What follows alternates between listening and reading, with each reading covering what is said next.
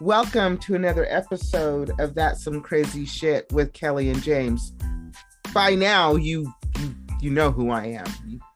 You know I'm. She's Kelly, and I'm James. Yep. You know this. Yeah. It's not new information. But if you're a first time listener, welcome. And she's Kelly, and I'm James. How's it going? Good. I'm glad to be here. Me too. You know what? It's cool when people come on our podcast and then they reach out and they want to come back. I know, huh? That I think that says a lot for our bit here. Yeah. So today we have June coming back. June Ahern. She is a psychic and an author.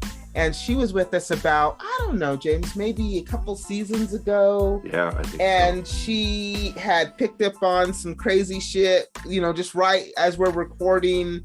She said that you had some pioneer people behind you. Yeah. June sees dead people, right? And she, said that she could see pioneer people behind you. When I was recording with her, she said that she saw my mom standing behind me. She described her to a T. Yeah. And just randomly. Yeah. If you don't know the history of where I'm at, the pioneers here, because at first she said, Amish or something, and I was like, not Amish, but the pioneers here look very Amish, the beards and the hats and stuff. And so that she picked that up with the lady and the dude and all that. Yeah, that was freaky. Yeah. So, and then at the time she said that they were doing a movie about one of her murder investigations, and it was going to have Veronica Cartwright in it. So she's come back to give us an update and tell us what she's been doing and answer questions for us. What's up?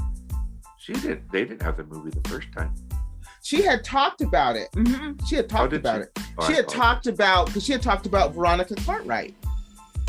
Okay. Yeah, I remember. I do. All right. Well, you do actually have a better memory than me. So. Yep. I digress. Yeah, the person who can't remember. I know. I'm arguing. What he did 30 minutes ago.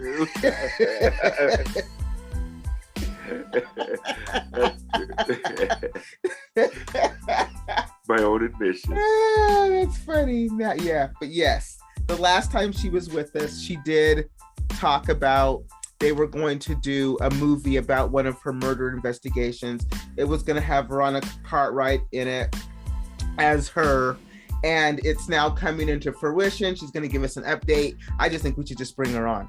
Yeah, let's do it. All right. Welcome to the podcast. Psychic and author, June Ahern.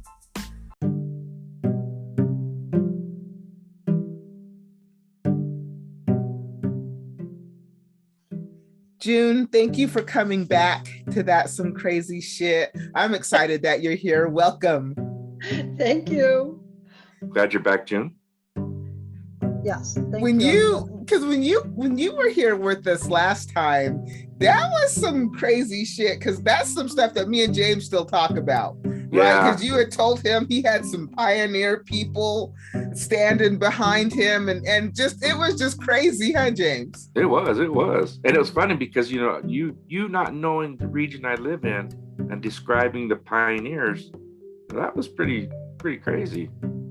Yeah, well, psychic stuff to me is pretty crazy, amongst other things, and you just don't. I mean, even I say, how did I get that? It isn't like I'm a firm believer in everything and that's the way it is. I also have my skepticism about some information that comes through, a lot of information. So, June, how long had you been a psychic, or were you doing, being a psychic for a living? Since 1975. I took my first few people, two ladies that lived across the street. We were all young. I used to be young, and they were younger than me. And then three sisters came.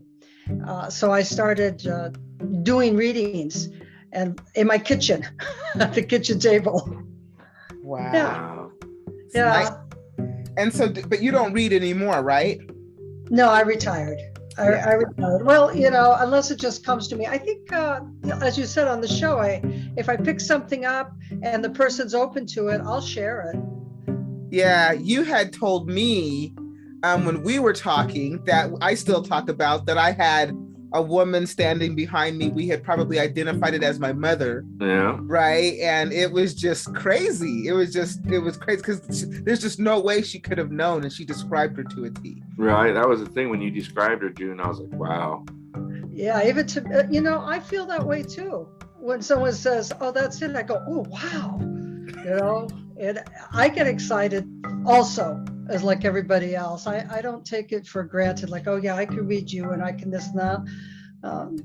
No, that's why I'm not really hot on people that say they're an expert in anything in the psychic world, more in the psychic world, I mean, because I just don't see anyone being an expert in that. That's just my personal opinion.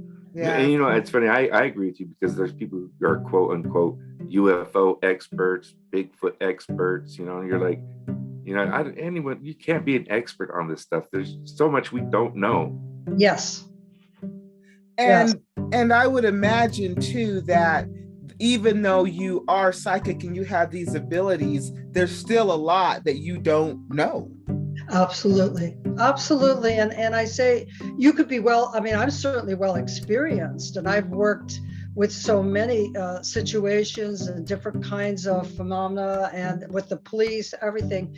And I'm still always surprised when certain things happen and I don't know all the answers. When people ask me, sometimes I say, I don't know. And I like that because it makes it human, If someone were to, try to explain it away, it's like, well, I don't know. I like that. So June, when you see a spirit or a ghost, do you see them like flesh and blood, or do they look transparent, or what do you see? Well, it could be all of that. So much is in the mind. So I'm looking at images and people, like somebody may show me, like I'm getting around you, a woman with a lot of bangles, bangles, not really bracelet, but kind of, yeah. And so I will see a hand with bangles on it. I could get a piece of it. I could get maybe a name or how the personality. I prefer not to really see the actual spirit show up. And I'm telling you, even for seasons as I am not comfortable with it. It's like, oh my God, it's here. Wow. That is kind of freaky though. Yeah, that's what I'm saying. That would be freaky. So tell us about the book, and isn't the book going to be turned into like a movie or something? What's going on with that? Because we had talked about that last time. It's a case I worked on, a murder case I worked on with law enforcement, and someone who I had met him before. He had read my book and he wanted me to do some investigation in his home in San Francisco, the family home. So that's how I got involved with this man that's a director, producer, screenwriter. He's done some short films and other films. And he wrote a script for one of my murder cases that I worked on. It's not exactly, it's Hollywood way. I won't say any too much more in case someone gets out there. And so he followed through, and he has Veronica Cartwright, if anybody can remember her. I think she's been around for so long and so many things, Aliens and Witches of Eastwick, and so many different films. So she's going to play me, and he's got all the other cast except for just a couple more main characters. And he's moving forward with this film. It's going to be on Netflix. Very cool. When does it come out? When does it come out? Well, I don't know when it'll come out, but it goes into filming this spring, hopefully this spring. Something I'm learning more and more about movies and films and Hollywood. Things are always said they're going to happen, and then they get put off and put off. So I've learned to not get overly excited when I get a date now. At first it was like, oh my God. Now it's like, get in touch with me when it's happening. Right. So, Drew, were you happy with who they cast to play you? Yes. First, he had chosen another actor. We're supposed to say actor now. I'm not supposed to say actress, right? Okay, so actor. And I looked at her, and I did not get a strong feeling. She's a fine actor. I mean, she's really good and very seasoned, has been acting since the 1960s. And she declined because she had already played psychic parts and she didn't want to be typecast. And so he wrote and he said to me, "What do you think about Veronica Cartwright?" I go, "Oh, I love her. I think she's great. She's been around for so long and she's been acting since she's like 5 years old." And I said, "Yeah." So he went ahead, wrote to her agent and got her. And she kind of looks like me, white, blue-eyed, white hair, And she's a character actor. She's one of those people where you know her, you've seen her, you just may not know her name. Right? And she can play a lot of very different characters. I remember her most from Alien. Yeah. Right? Because she was like the only other female, right, in the movie, I think. But that's the movie but I've seen her in a lot of other things. So that is cool. So where are they filming? Are you gonna go when they film? Are you gonna go on set or? Yeah. Well, I had told Quentin Lee, is the producer director of the screenwriter. I had said, I want a part like Alfred Hitchcock, the Alfred Hitchcock movies, where he shows up, maybe getting on a bus or looking in a window. A cameo. That's me. I'll walk down the street with my poodle or something. Well, you know who else used to do that? You know who else used to do that was Stephen King. Oh, yeah. Yeah. Stan Lee did it too. So yeah, you should do a cameo. That would be cool. Typing in the police department. So June, can you? So I know. Tell me the name of the book. It's How to Talk. Oh, here I have it right here. How to Talk with Spirits, Seances, Mediums, and Ghost Hunts. So it just addresses all different ways that you can speak with spirits and when not to speak with certain spirits. And I give case history of what I have worked on and has been documented. I love to go on an investigation. I want to know nothing. I don't even want to know where we're going. That's what I tell Ying Liu, that was a producer of the Haunted Bay Paranormal. That's how I got involved in all that investigation. And I love it when after I'm done that she actually goes and looks up the history. And even she's been astounded by what she finds and what I've said. It's a trip. I like it. I like it that way. I want to guess. I want to say this or that. I don't want someone telling me. Yeah. And then that's nice that they can do that verification, the go back and tie that history to what you're saying. That's cool. As best you can, because right. Things, unless you have like on public access, they have the show where he goes back and does all of the investigation. That takes a lot to find all that information. So I just love it when she can actually document something I've said. Can I give you an example of something we just found out in the last 6 months or so? Yes. So we had done something at the Oddfellows building in San Francisco, and the Masons are in there. And we went through there, and I had talked about a spirit named Arthur. I go, "Oh, there's a spirit Arthur in this room." And the Oddfellow, I've always wanted to go into the Oddfellow building to begin with. They're rather odd people. And how much I picked up there was astounding, to me. And I kept talking about, Arthur wants to tell you to say hello to Jimmy when you see Jimmy. And I'm like, I just delivered the information. We couldn't find anything on Arthur. After about, I guess it was probably 3-4 years later, Ying found something, and he was referring, and I gave more information. Like I have been talking at this Oddfellow building. I gave more information, and he said that was he was talking about James Lewis Stevenson. He was talking to Eddie, and I looked she looked it up actually, and I went, and he used to call, they were friends in the university in Scotland, and he called him Jimmy. So that was a lot of fun. Letters like for Jimmy. So that was validation that nobody knew anything about for at least 3 or 4 years after the video had already come out. So part of your book, in the title, you talk about seances. Have you been to a seance or have you performed a seance before? Plenty. So tell me what a seance is. Well, a seance really is, you've seen psychics on television, doing the shows where they speak to a group of people. That's a spirit gathering. A seance is a little more intimate. And what it really means, it comes from an old French word, means to sit.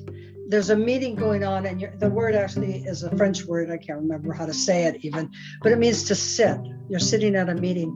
And usually it's a rather small situation, up to maybe a dozen, maybe a few more people. And you sit in a circle, or you sit at a table, oblong table, and you communicate with spirits. There's usually always a medium there that people go to, like me. I've done plenty of seances.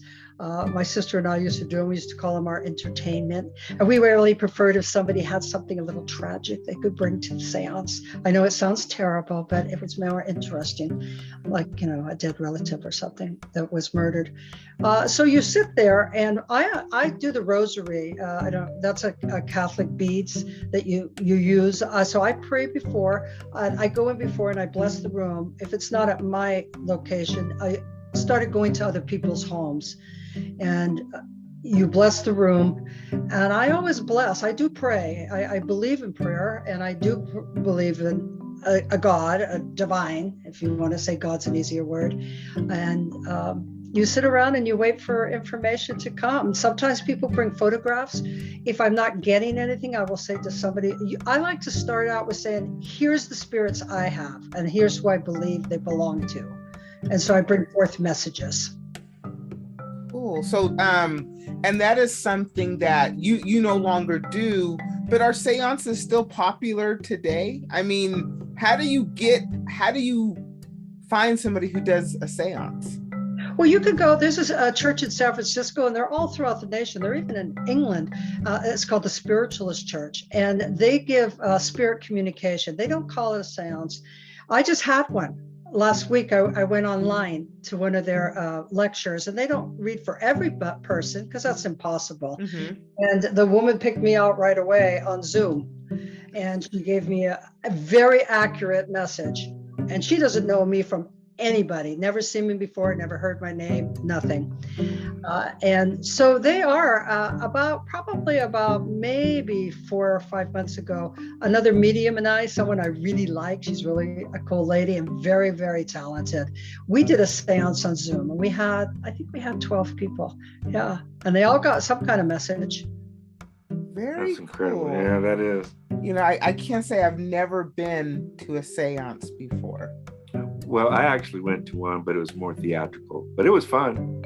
Yeah. You mean they market it as theatrical? Well, no, okay, I shouldn't say that, Jim. Let me back up. They did present it as a legitimate seance, and I had never been to one before, so I didn't know what to expect, and it sounded nothing like what you just said.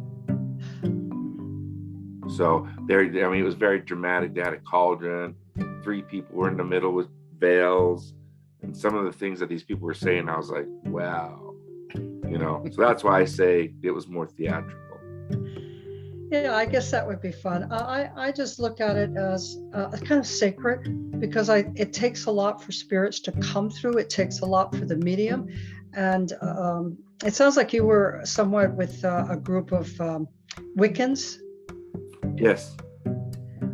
Yeah, it could be a little different then. Oh, okay. So I had never experienced anything like that. So maybe it was legit. I don't know. Interesting. Well, like John Edwards, you've seen, who John Edwards is. Mm-hmm. He's a psychic medium, correct? I think he's good. Oh.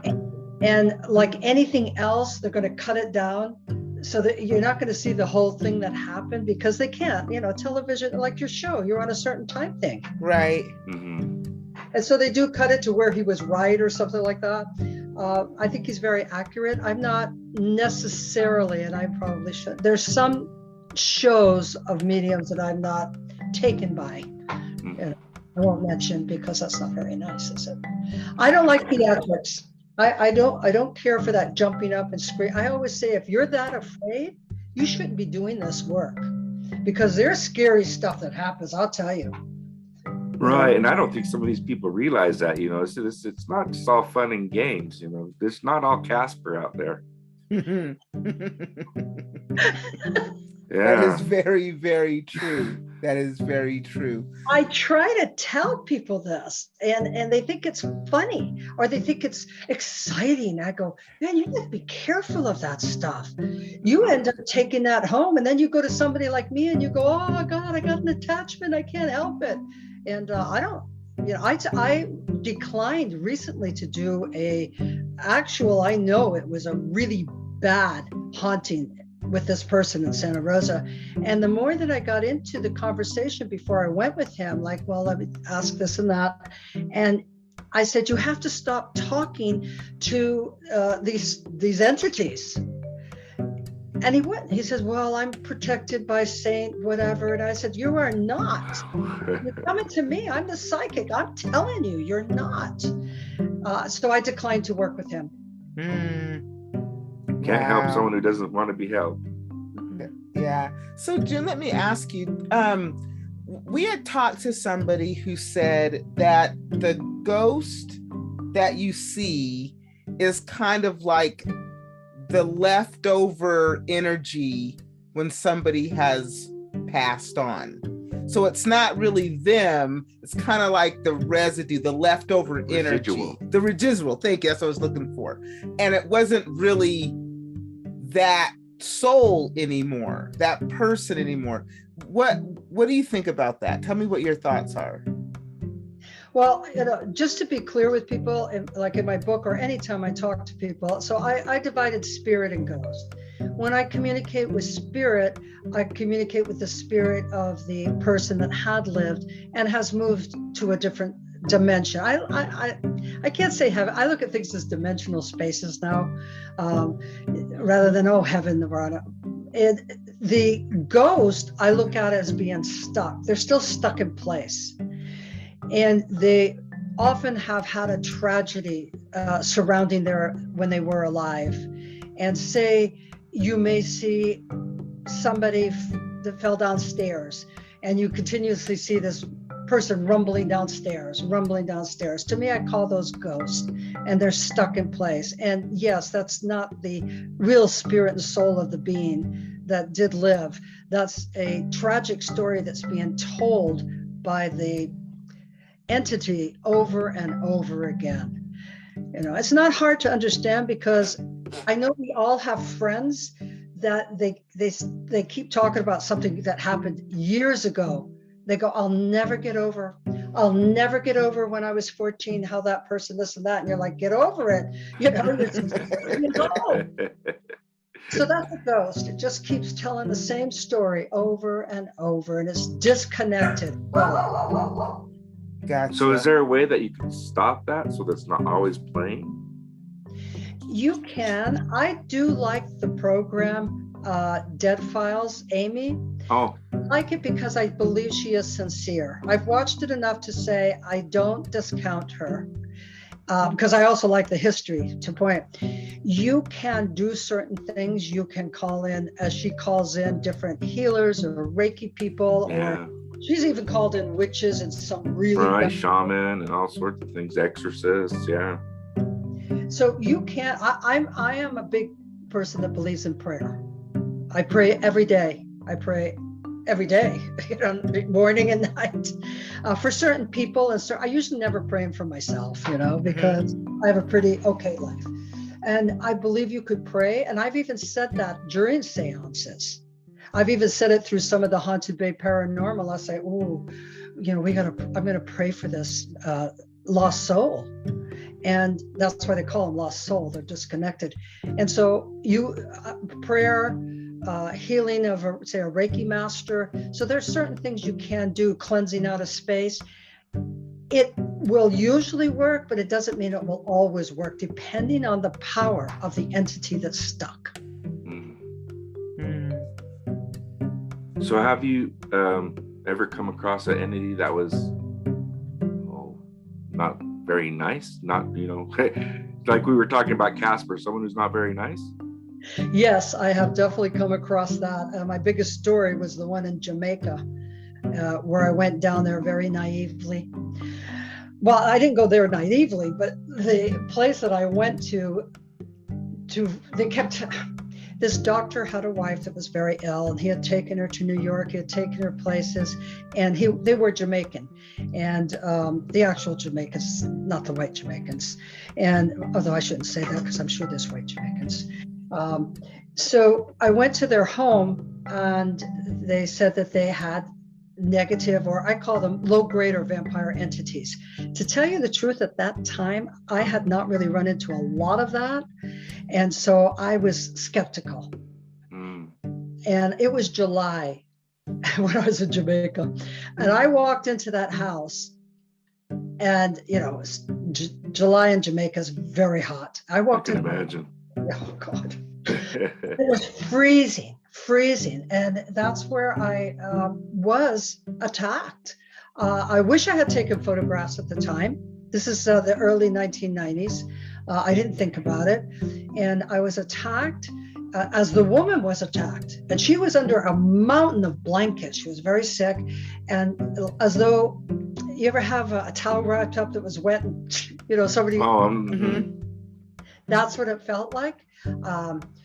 And I had bruises on me. I was pinched like the woman. And so I decided then I'm not real keen on doing things where people say we have really evil entities here. Yeah, that's scary.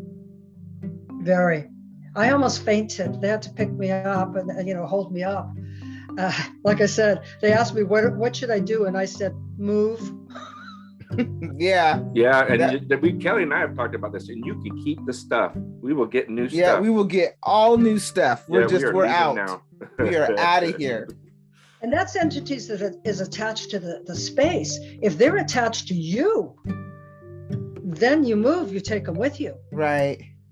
And that is very difficult. You need a certain pace. A shaman, as you said, you need somebody that is much more an expert than myself in that kind of removing of attachments. When I had an attachment, which was so unusual because I really take care of myself psychically, and I didn't. I was overtired, and I did this whole thing. It was a long story, but I went to my acupuncturist, and I went to my massage therapist, who was very educated in Reiki and other means. So it took a while for me to lose the attachment. What did it feel like, June? I mean, how did physically or physical? Oh yeah, and very pain all the time. I couldn't figure out what it was, and disturbing my mind, disturbing my sleep, feeling very fearful. Wow. And I'm really not a fearful person. You know, I probably at times should be more fearful at certain things, but I try to be logical and reasonable. Fearful, headaches, just knowing. So it felt like something was on my back. I was just going to say that. Yeah, wow, that's incredible. Wow, that's scary. That is. So, June, what is the name of the movie? Well, right now it's the same. How to Talk with Spirits. And it's a full length movie. Yeah. It's going to be on Netflix, coming out, where they're going to go into production, you said, this spring. That's the idea. That's what I've been told. So that is exciting. Yeah, keep us posted. Yeah, thank you so much for coming on the podcast again and joining us. I always enjoy having you. It is fun, Jim. Glad you let me come back on.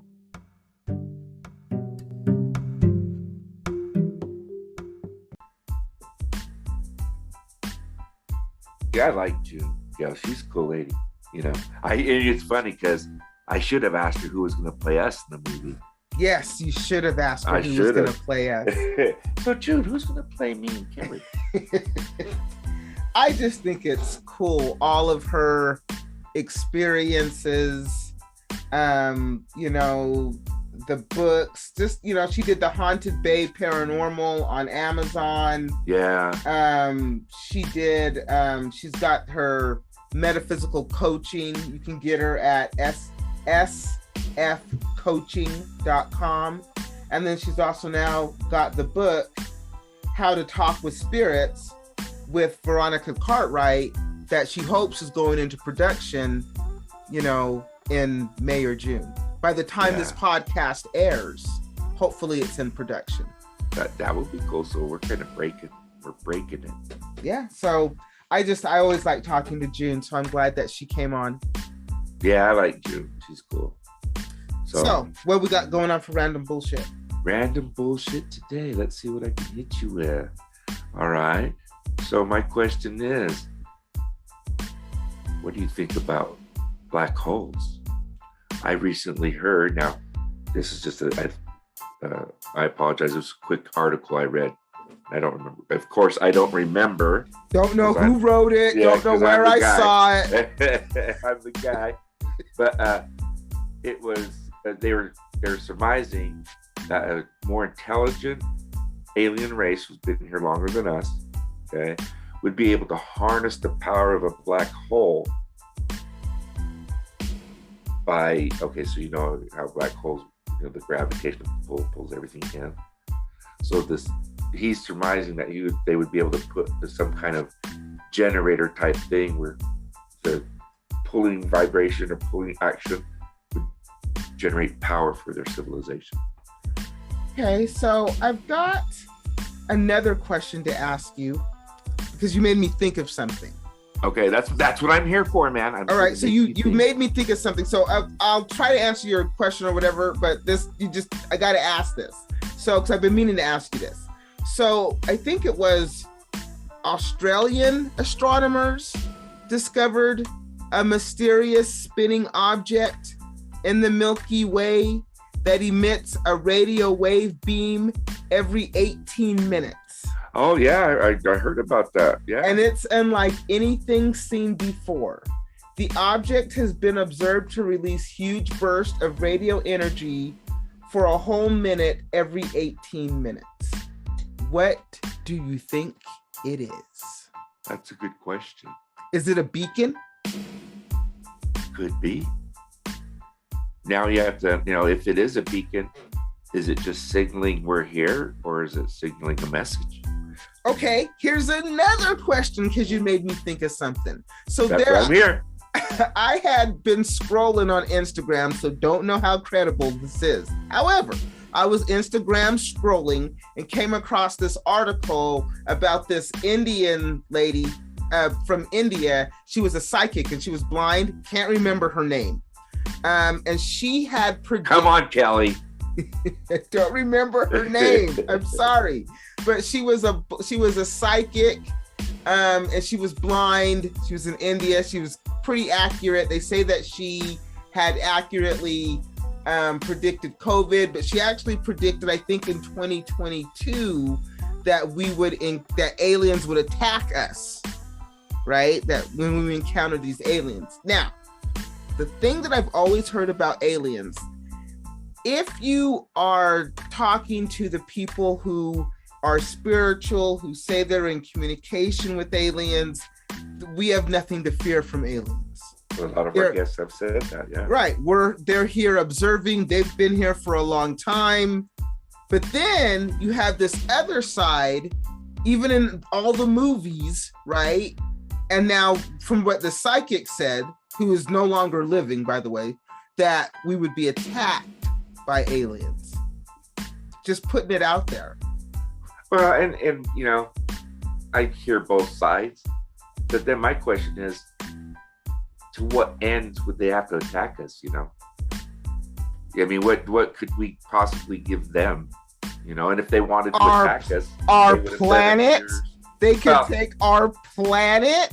But then there's probably resources anywhere else where they wouldn't even have to bother. You know what I mean? I mean, just are we really worth it? Well, I don't know, because we say that there's no life and resources on other planets, but we don't really know because we can't get to them. Right. So maybe below the gas that's around, say, Jupiter, maybe you can sustain life on Jupiter. I don't know. We've had guests that said they've had meetings on one of the Mars on Jupiter. I'm just saying. Had other guests that say there's life on the sun. Just saying. Yeah. And then I've heard the moon is hollow and that has life. Hey, just I heard the moon was not even a moon. It was a spaceship or whatever. Yeah. That's what I'm saying. Oh, okay. Well, okay. Heard that too.